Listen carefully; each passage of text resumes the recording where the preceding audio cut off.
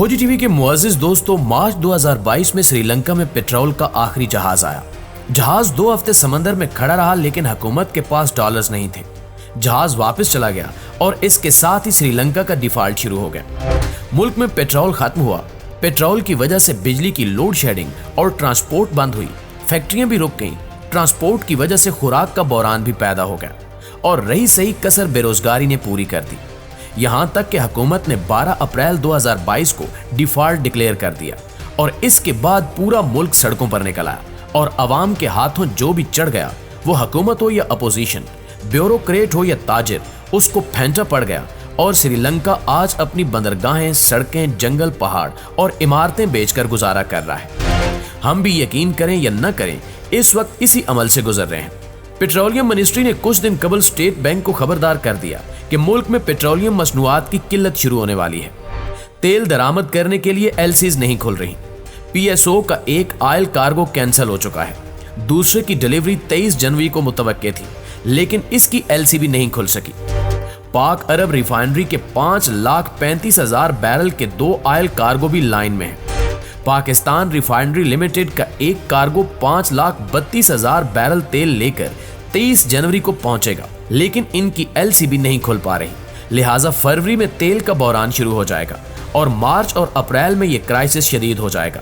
और अगर खुदा न खास्ता ये हो गया तो पेट्रोल पंपों पर भी लाइनें लग जाएंगी, खुराक की सप्लाई भी बंद हो जाएगी, पब्लिक ट्रांसपोर्ट, मेट्रो ट्रेन और जहाज भी रुक जाएंगे, बिजली की खौफनाक लोड शेडिंग भी शुरू हो जाएगी और रही सही फैक्ट्रियां भी बंद हो जाएंगी। ये एक सूरत हाल है, जबकि दूसरी तरफ सरकारी मुलाजमीन की तनख्वाहें भी रुकना शुरू हो चुकी हैं। जनवरी में आधे सरकारी महकमों की तनख्वाह 10 दिन लेट हुई। फरवरी में क्या होगा ये कोई नहीं जानता। पाकिस्तान के सिफारत खानों को सितंबर से तनख्वाहें और किराए नहीं मिल रहे, जिसकी वजह से सिफारती मिशन तकरीबन बंदिश के करीब हैं। अब आप खुद अंदाजा कीजिए कि अगर एम्बेसी को किराए, पेट्रोल, यूटिलिटी बिल्स और तनख्वाहों की रकम नहीं मिलेगी तो फिर ये कैसे चलेंगी। चुनांचे सिफारत खानों के हालात बहुत खराब हो चुके हैं। नाज़रीन गिरामी, इंडस्ट्री की सूरत हाल देखनी हो तो आप फैसलाबाद, सियालकोट और कराची का चक्कर लगा लें। 75% कारखाने बंद हो चुके हैं और इनसे मुल्क में बेरोजगारी का खौफनाक तूफान आ रहा है। आटे का बहरान भी पैदा हो चुका है। कुकिंग ऑयल भी मफकूद होता जा रहा है और डॉलर मुंह मांगी कीमत देने पर भी नहीं मिल रहा। चुनांचे अगर ये कहा जाए कि पाकिस्तान तकरीबन डिफॉल्ट कर चुका है तो गलत नहीं होगा। ये हालात हैं और दूसरी तरफ कराची से लेकर खैबर पख्तूनख्वा तक एक सियासी सर्कस चल रहा है। इमरान खान ने खैबर पख्तूनख्वा और पंजाब असेंबली तोड़कर मुल्क की कब्र खोद दी और पीडीएम की हुकूमत ने अपोजिशन के इस्तीफे मंजूर करके मुर्दे को नहलाना शुरू कर दिया। कराची और हैदराबाद में बल्दियाती इलेक्शन हुए और पार्टियां डंडे लेकर एक दूसरे के आमने सामने खड़ी हैं। पंजाब में निगरान वज़ीर आला के इंतिखाब ने भी खिड़कियां तोड़ना शुरू कर दी हैं। मोहसिन नकवी चौधरी बिरादरान के रिश्तेदार हैं। ये चौधरी शुजात हुसैन की भांजी के खामिंद हैं और चौधरी परवेज इलाही इन्हें तस्लीम करने के लिए तैयार नहीं है। पीटीआई दावे कर रही है कि इमरान खान की हुकूमत के खात्मे की साजिश मोहसिन नकवी के घर तैयार हुई थी। मियां शहबाज शरीफ और आसिफ अली जरदारी इनके घर एक दूसरे से मुलाकात करते थे और नकवी साहब इनके पैगामात जनरल बाजवा को पहुंचाते थे। पीडीएम और चौधरी बिरादरान के साथ मुलाकातों का सिलसिला भी मोहसिन नकवी के घर से स्टार्ट हुआ था और इन मुलाकातों के नतीजे में काफ लीग ने पीटीआई का साथ छोड़ने का फैसला किया था।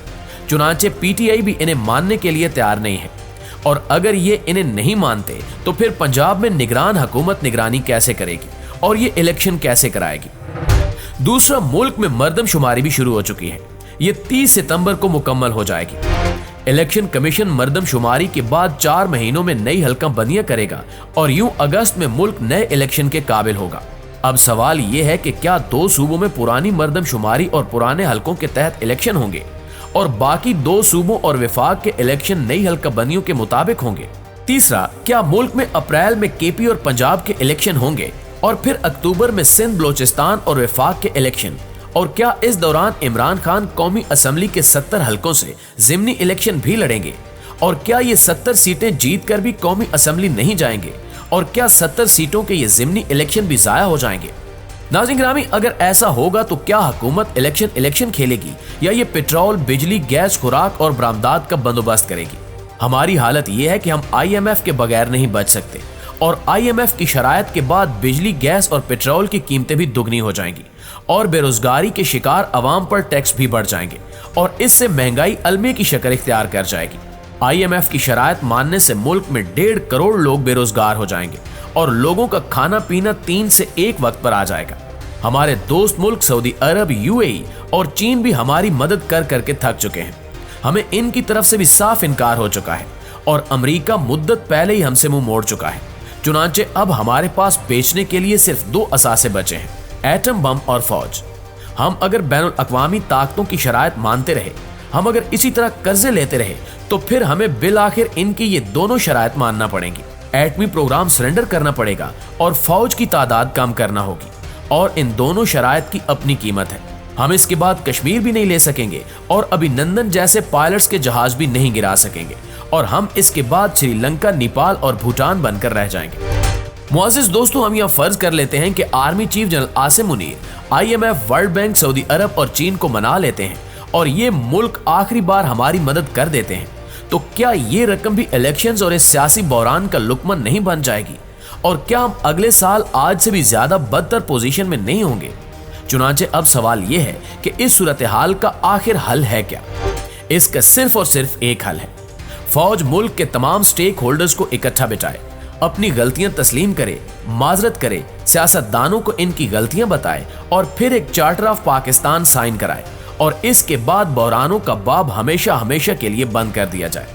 हम फैसला कर लें कि मुल्क में आज के बाद कोई एक्सटेंशन नहीं होगी। चीफ जस्टिस ऑफ पाकिस्तान की तरह सीनियर मोस्ट जनरल अपने वक्त पर आर्मी चीफ बन जाएगा और ये इख्तियार आज के बाद किसी वज़ीर आज़म के पास नहीं होगा। आर्मी चीफ अपने वक्त पर रिटायर्ड भी हो जाएगा और मुल्क का कोई ओहदेदार उसकी मुद्दत में इजाफा नहीं कर सकेगा। हुकूमतें खा बदलती रहें, लेकिन असम्बलियां हर सूरत अपनी मुद्दत पूरी करेंगी। टैक्स पॉलिसी 20 साल के लिए बनाई जाएगी और इसमें कोई रद्द बदल नहीं किया जाएगा ताकि सरमायाकार इसके मुताबिक सरमायाकारी कर सके। मजहब अवाम का जाती मामला होगा और कोई शख्स किसी भी शख्स को मजहबी बुनियाद पर हदफ नहीं बना सकेगा। मजहबी जलसों और जलूसों पर पाबंदी लगा दी जाए। लाउड स्पीकर की आवाज सिर्फ मस्जिद के अंदर तक रहेगी। नमाज का वक्त पूरे मुल्क में एक होगा। अजान कौमी सतह पर होगी और एक ही वक्त होगी। बच्चों का निसाब पूरे मुल्क के लिए एक होगा। सड़कें हर सूरत खुली रहेंगी। आबादी कंट्रोल की जाएगी। ब्यूरोक्रेसी में 2 साल के अंदर रिमज की जाएंगी और पूरा सिस्टम ऑनलाइन और आसान कर दिया जाएगा। PIA, रेलवे, रेडियो, PTV और स्टील मिल जैसे इदारे सालाना 1400 अरब रुपए निकल जाते हैं। ये 1 साल के अंदर फरोख्त कर दिए जाएंगे और इनसे हासिल होने वाली रकम मुलाजमीन में तकसीम कर दी जाएगी।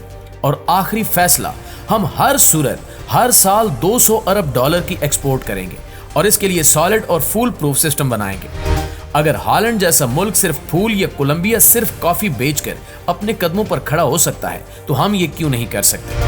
हमने अगर ये फैसले कर लिए तो हम बच जाएंगे, वरना कन्फ्यूजन का ये बहरान इस मुल्क को खा जाएगा और हम इस साल के आखिर तक खाना जंगी का शिकार हो चुके होंगे। जी तो मुअज़्ज़िज़ दोस्तों, ये हमारी आज की वीडियो। इस हवाले से आप दोस्तों की राय क्या कहती है, कमेंट करके हमें जरूर बताइएगा। इंशाल्लाह आपसे मुलाकात होती है अगली वीडियो में। तब तक अपना ख्याल रखिए। अल्लाह निगहबान।